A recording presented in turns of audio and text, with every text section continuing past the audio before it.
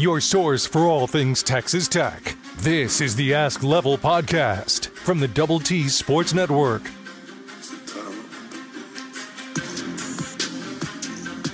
First bump in the road for Texas Tech football, undefeated dreams dashed. In today's episode, we'll get into the setback, quarterback play, what's next for the Red Raiders, a preview of the matchup with Oklahoma State, where Tech is a huge favorite, Behren Morton updates, and a hefty financial threats from the Big 12 Conference. And we'll get several questions from the audience as well. Ask Level podcast, as usual, brought to you by our friends at Cantex Roofing and Construction. This is Mike Hebert, the proud owner of Cantex Roofing and Construction. We've been serving West Texas for all of your residential and commercial construction needs for the past 9 years. We would love the opportunity to earn your business. Together, we are one serving you. Alongside Chris Level, I'm Chois Woodman. Level, you called this, 4 months ago, 5 months ago? This was the one to be nervous about. Arizona State road trip. They're the defending champs. They proved it on Saturday. Texas Tech obviously did not have its starting quarterback or its A game in general. And you suffer the first loss of 2025 and maybe hopefully the only one. But it was not an easy Saturday to endure.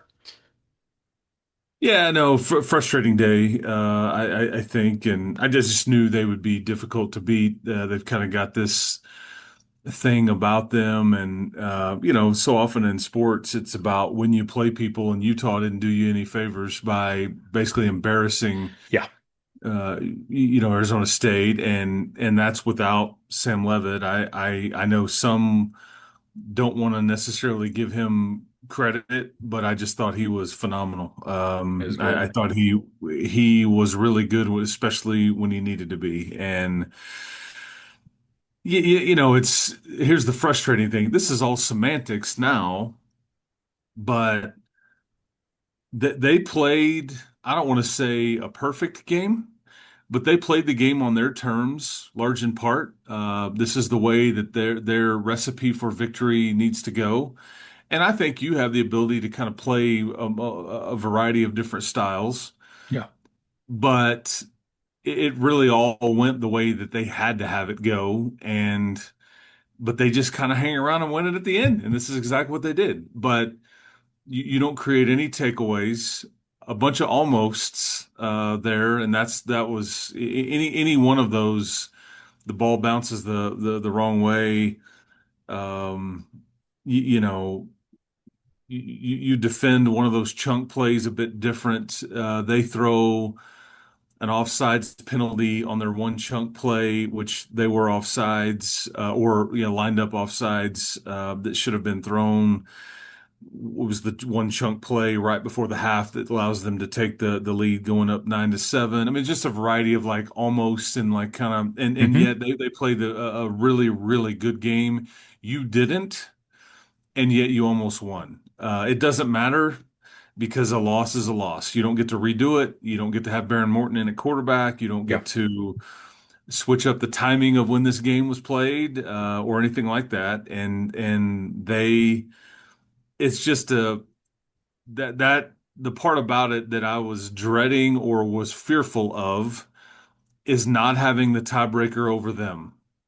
That they have a pretty manageable schedule the rest of the way. And so I just, you don't have just a ton of margin for error, if any, the rest of the way out, if you want to be in control of your own situation. And up until Saturday at 3:00 Central, you were in total control of everything that happened to you. And now, not quite so much. But anyway, I was actually surprised watching it play out. I was actually very surprised that in a, like I'm sure most, that in about a minute 45, you went from dead man walking to got a 3-point lead. Yeah. And if I give anybody that option, you have a 3-point lead with 2 to go and your defense on the field, you're probably taking that. Yeah. And Was your defense on the field too long? Do you give credit to Levitt and Tyson? I don't know, pick one. I don't know. But you just it just was a frustrating loss, and you lose a 4 point game to the defending Big 12 champs at their place, and they were they were waiting for you, and now you've got to respond. Yeah, yeah, and we'll get into what that response looks like. We'll get into Oklahoma State. We'll get into um, what kind of how things shake out moving from forward from here with 5 games to go. But in this game in particular, you're talking about the 3 point lead at the end. We have a couple of different questions, and it's kind of a classic thing. Did you score too quick?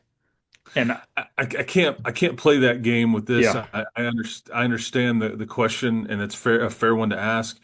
You had struggled so much to score yeah, that when you saw a shot to take and he makes a phenomenal throw, Reggie makes a great catch, you know, and again, you have your defense. exactly. You have your defense. I don't think your offense was good enough on that day, or your offensive line was able to do what it needed to do to kind of go, let's just methodically move the ball toward the goal line and then score the touchdown. Yeah, Or I just that you took a shot and you capitalized, and sure, I mean, yeah, there was 2 minutes left, but I just don't know if that was the, and I get why the question's asked. I just don't know if that was sure. the scenario here. Yeah, I think there are a lot of scenarios you can ask that question, and it's a fair one. But I'm with you. The feeling of that game, the way you had played up to that point, and your defense, all of those things, it's hard to say that you scored too quick. I mean, in retrospect, sure, but I don't. If you don't take advantage of that play, who's to say you're gonna be able to go score in 4 plays with the way how the things have been going? But um. There's a couple of questions about play calling, those sorts of things. There's this one, well, it's a double question from Dylan. It says, how can or why did the offense with Hammond look so unprepared? And also, why do we always have to drink whiskey just to be a Texas Tech fan? But Well, there's every fan base in the country is drinking whiskey because it just doesn't go perfect. I mean, unless you're living the charmed life of like Ohio State or something. But even then, they were ready to fire their head coach. last Re, year, re, yeah, yeah, last year because they can't beat Michigan. Um, I think you got beat up front. I think you were admittedly a bit timid early on, hmm which I think that they tried to correct that. And whether people want to go this route or not, I mean, Arizona State had a lot to do with this too. They were bouncing around. They were way more excited to play. It looked like than you were. They were embarrassed. They were challenged by their head coach. They were tackling in the middle of the week, which is largely unheard of. yeah, Um, and again, it goes back to like when you play people sometimes, and sure, they were, I mean, they were bouncing around and jumping up and down and talking smack. I mean, I'm right down there in the middle of it, and they're excited about just making a tackle, and you just kind of didn't have a ton of emotion or fire, I guess. And part of that's the environment, and part of that is just they were really tuned up, and they this is also a really good run defense. I mean, Kenny Dillingham said it after last week. This is the first of like the last 18 games that we've gotten our butt kicked up front, yeah, and Utah smoked them. And that was a lot of scheme and QB run with a triple option look and things like that. And you just didn't answer the bell. And that was, but yeah, I think you were admittedly a bit timid. But there were some of these attempts to go downfield. Like I've heard, why didn't and to where there just was no chance. Like Will threw it out of bounds, or the receiver gets run out of bounds, or that they have you covered. And anytime play calling comes into question, it's like, why didn't you call more touchdown plays? Why didn't you call the play where everybody's running free and open? I mean, they're obviously trying to do that, but the other guy gets some credit too, whether anybody Sure. wants to admit it or not. And you got beat. So You so is the timidity in the beginning of the game, is that more about trying to ease Will Hammond into the game? Is that just what he does better? What do you think that well, was? I think it's a combination of things, but I do think you're trying. It's a lot to ask of him. First of all, other guys have had similar Sure. situations, and they've maybe performed admirably or whatever. But I think that he got dropped into the grease here, and I'm sure he would say, "I can handle it. Let's go." But Sure.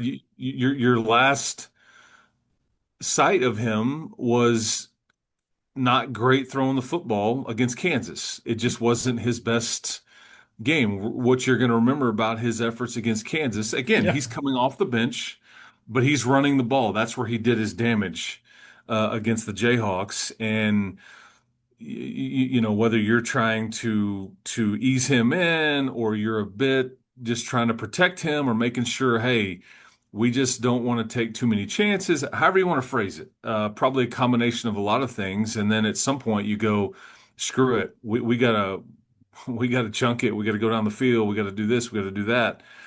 His throw to Koya Aiken was just a dime.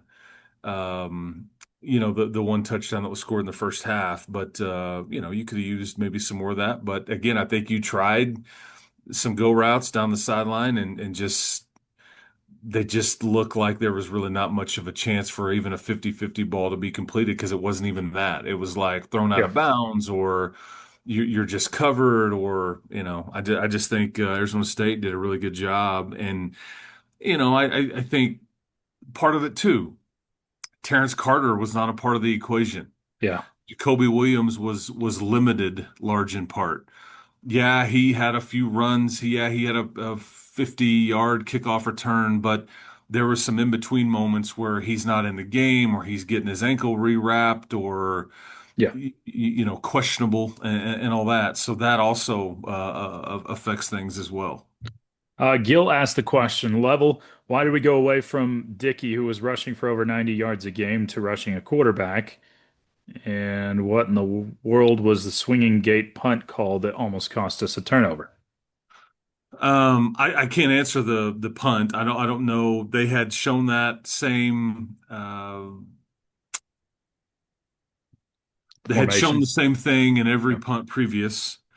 You're setting up something, you're trying to, and then does somebody miss a signal? Do they snap it? Were you supposed to check out of it? Were you going to pull off a fake there? I really don't know. I don't know the answer to that. But Yeah.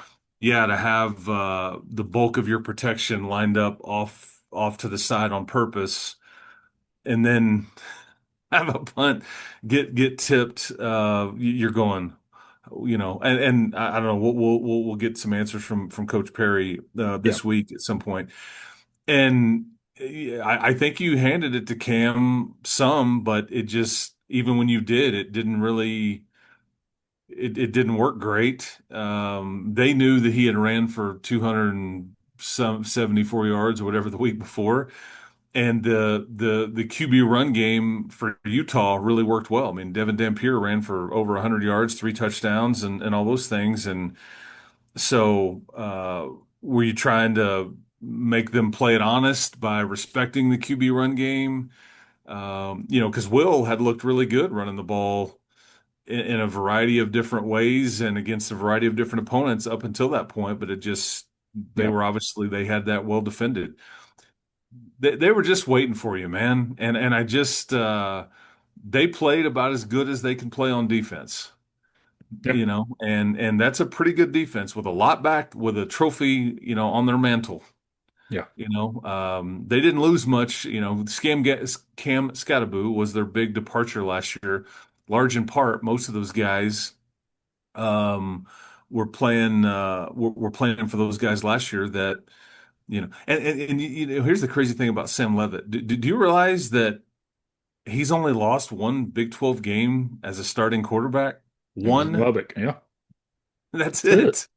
So this is why for all the things, this is just why this game made me really nervous. But you Yeah. kind of played the game on their terms, and they took it to the end and figured out a way to win it, which just is kind of their recipe, and this is what they do. Their schedule, as I said earlier, it's pretty manageable the rest of the way. If they can keep certain guys healthy, they can't afford to lose Levitt or Tyson. But if they keep those guys healthy, I mean, they're going to be in the thick of this thing the rest of the way, and they've got the tiebreaker over you because now they're ahead of you in the Big 12 standings at 3-1 with the tiebreaker over you. Yeah, there's a simulator out there where there's lots of different scenarios that can happen, and right now you've got several teams that are in the hunt. So too far Oh, out there's like to nine teams with a chance. yeah, too far out to really Yeah. dive in deep because we've got 5 games left. But basically, it would be very surprising if Texas Tech runs the table still and doesn't make it in. So for the most part, you still control your destiny. Oh, I think if you run the table, I think that because correct me if I'm wrong here, and you may have to look this up while we're talking. I believe BYU and Cincinnati They do do. play. They do. And Cincinnati, I can't remember which one. One of them they've got at home and the other one they've got on the road, but they play Utah as well, which is still Yeah. not an easy game. So I think by virtue of BYU and Cincinnati playing, Yeah.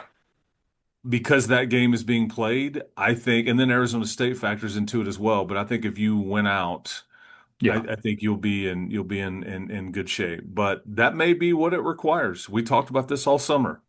I mean, It I was, think that's what you've kind of got to look at. If you're yeah, Texas Tech at this point, you have to expect to be 5-0 if you expect to be in the Big 12 championship game. So, yeah. So everybody, is bowl projections and oh playoff yeah. projections and hosting this and that. It was never really about any of that. It's about getting to Arlington.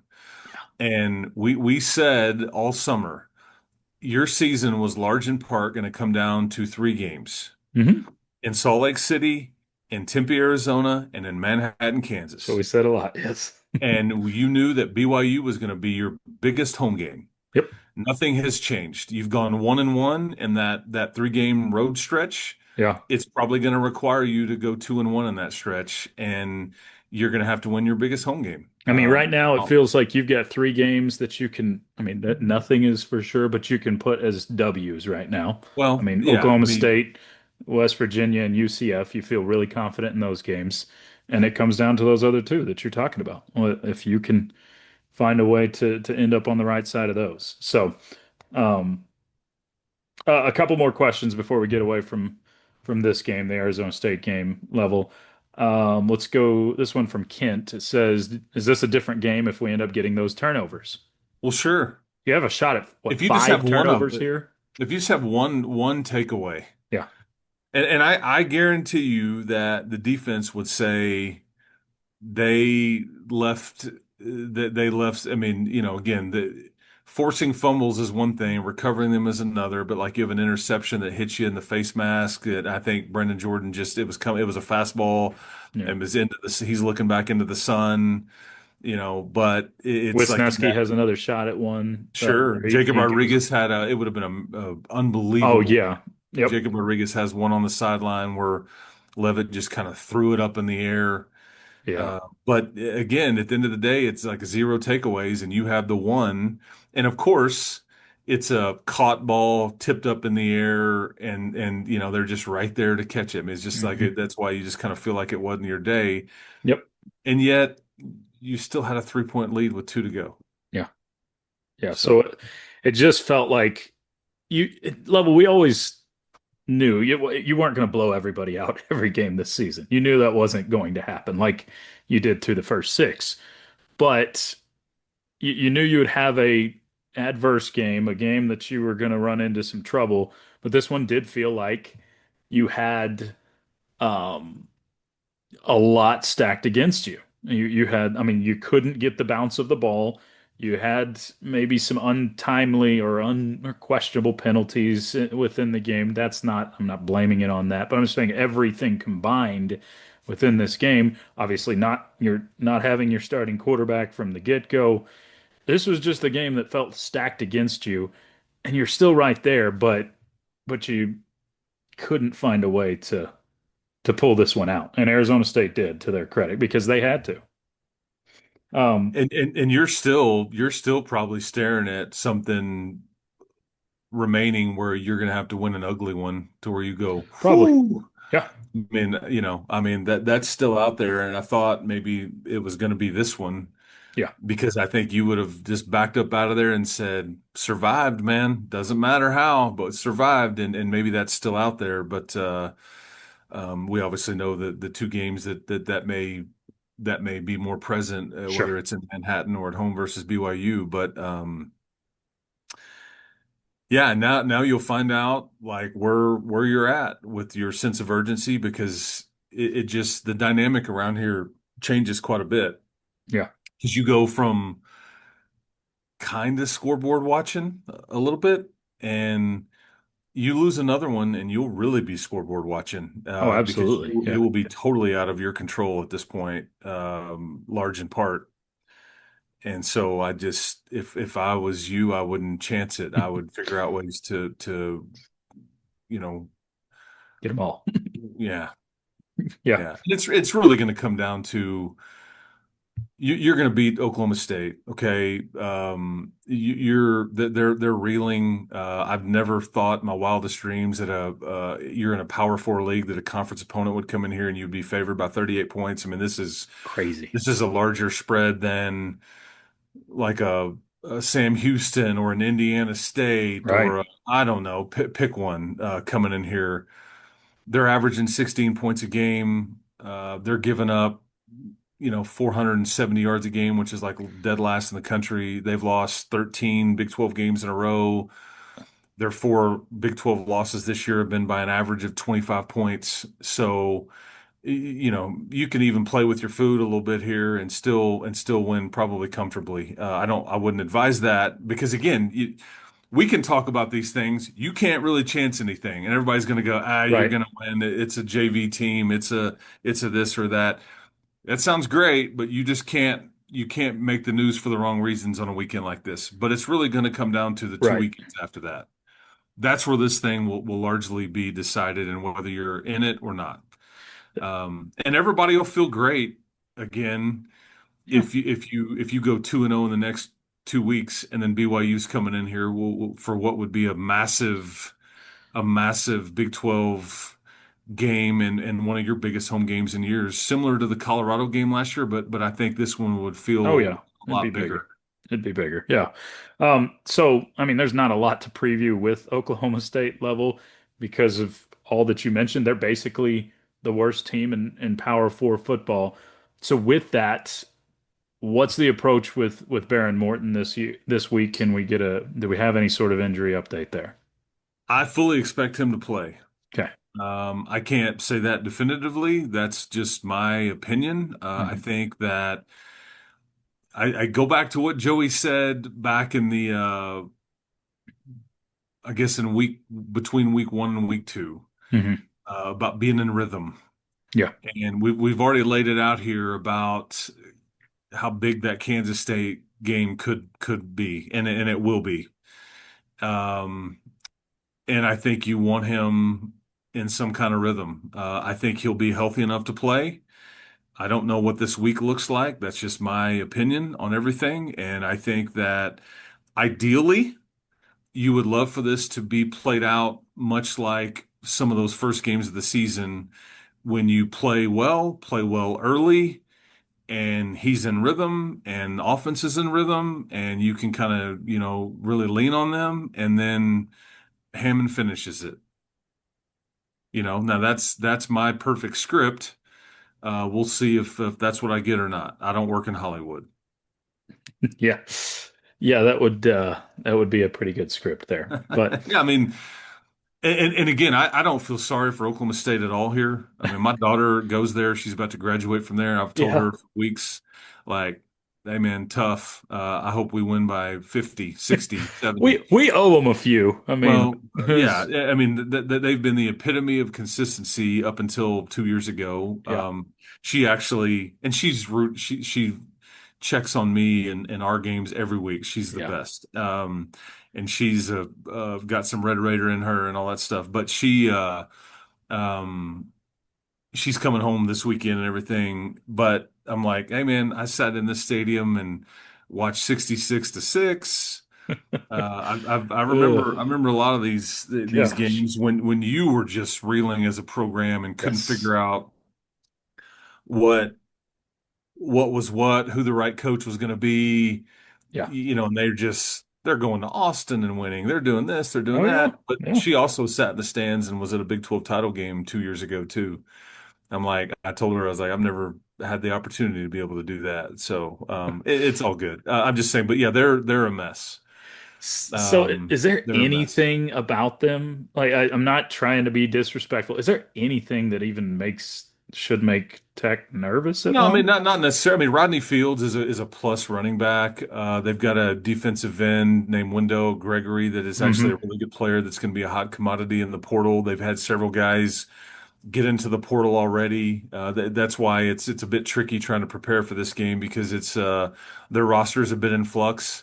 The rule has since changed that these people firing coaches now, their rosters are protected, whereas the rule they got grandfathered in to where Yes. those players can all get into the portal if they haven't played the 4 games and they can just basically bail out. It's a bit of a mess.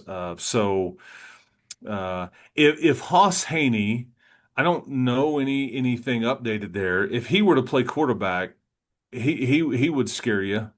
He's a dude. Yeah. Like he legitimately is. I mean, he's got a chance. If he doesn't come back, he could go somewhere and cause some serious problems for somebody at quarterback and for some other teams. He's a kid from Alito that can run around like crazy and can make plays and he had done that in that first game of the season, and then it just when he got hurt, it just like if Yeah. Hoss Haney was still playing quarterback, I bet Mike Gundy's still the head coach. I'll just say that. Okay. Yeah, I'll just say that. But it's just all kind of falling apart, and schematically, they're just kind of trying to keep it simple. They're heavily penalized. They're going to try to take the air out of the ball and try to shrink the game and they've got a running back that is going to be good enough to make you pay. But if I'm Texas Tech, I also just say you just kind of load it up and take that away and force them to throw it and all those kinds of things. Right. This will be all about your maturity, your mentality, how seriously you take it. Yeah. That's just the reality of a game like Sure this it will. because you can play really badly and still win this game. And I cannot remember the last conference game that I really said that about. Yeah. But this is for a variety of reasons, this is an example of that. Yep. No doubt. And again, Joey can't talk like that. That's No. not how they would approach it. They have next to no margin for error. They can't afford to take anybody lightly. You got to go get results. And you're kind of still in the mindset of if you can create and gather style points, Hmm. you must do this. Don't I'm disagree. not saying that you throw it deep with 30 seconds to go and like you get disrespectful, but you will continue to play offense, you will continue to play the game.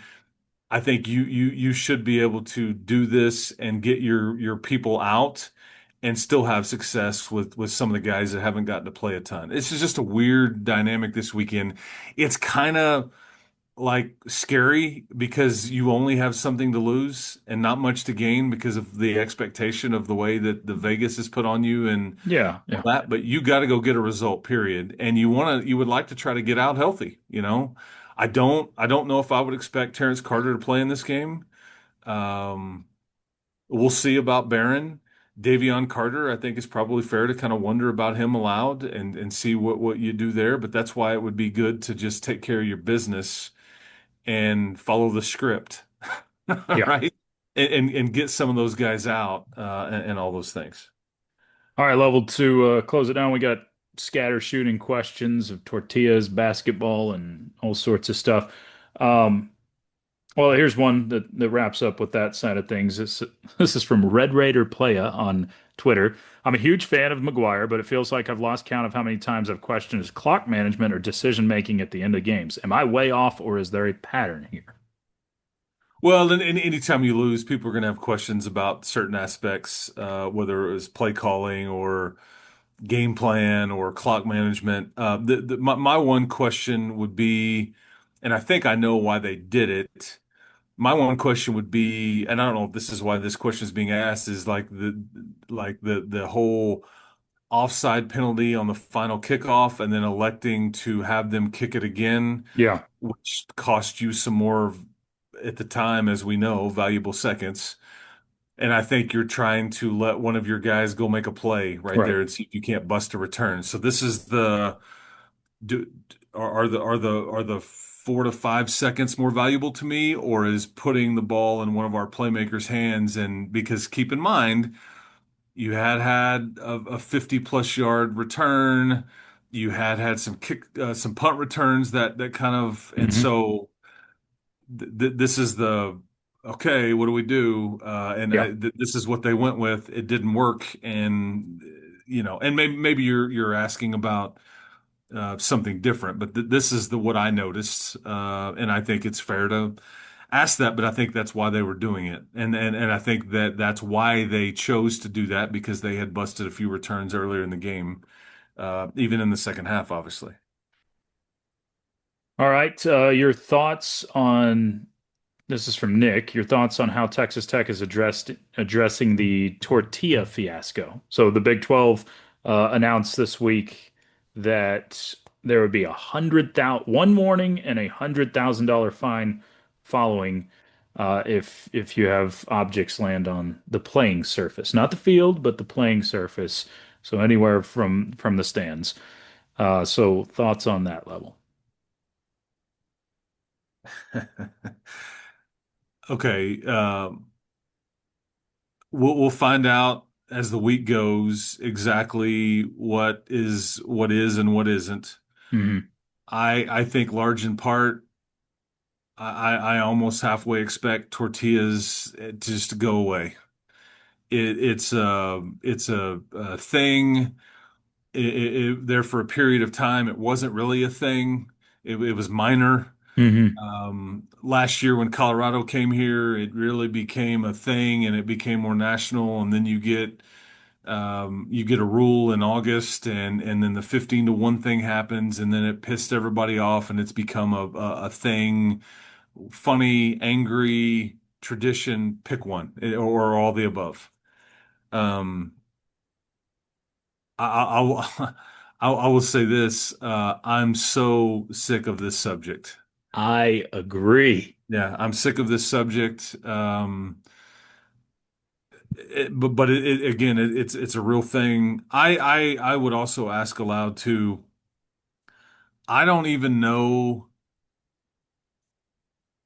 when it comes to fines, are they ever really paid? Where does the money go? I've always wondered this. There's no transparency with a lot of these things. I don't agree with changing rules midway through. This is kind of the sports world that we live in, though, that this happens a variety of times where rules are kind of changed midstream and things like that. Um, because they've tweaked this, whether this was because of the pocket knife scenario, which, as we know, that's a whole separate subject. Goodness. I will say this: had they wanted to, they could have penalized you for a variety of different times for tortillas being on the playing surface. And they chose not to. So I think it's just really gotta, I don't disagree with the zero tolerance policy. And I'll say this too. In what other sporting event in any capacity is it allowed to throw stuff? It doesn't exist. This is a Hockey this after is a goal, but that's it. this is a unicorn.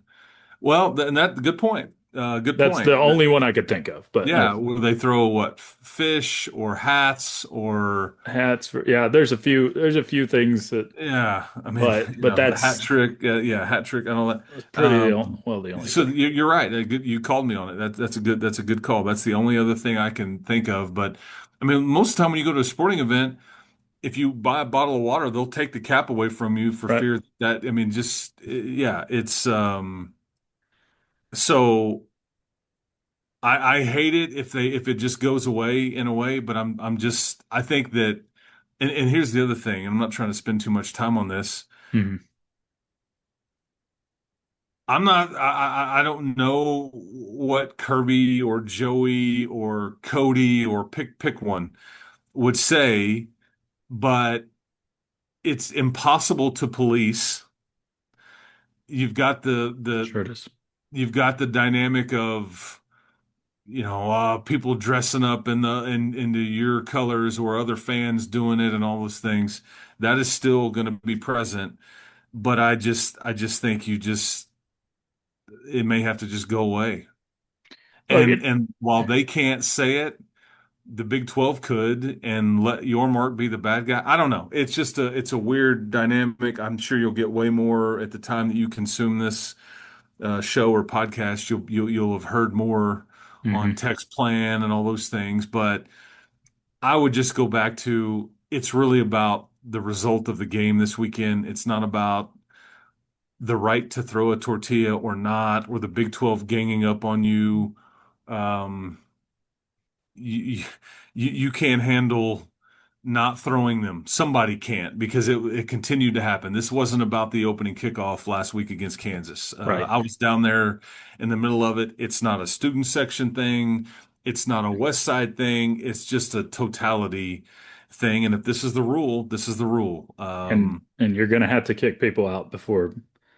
I mean, that's what's gonna I have to end think up happening. I think there are cameras being installed Yeah. with facial recognition software.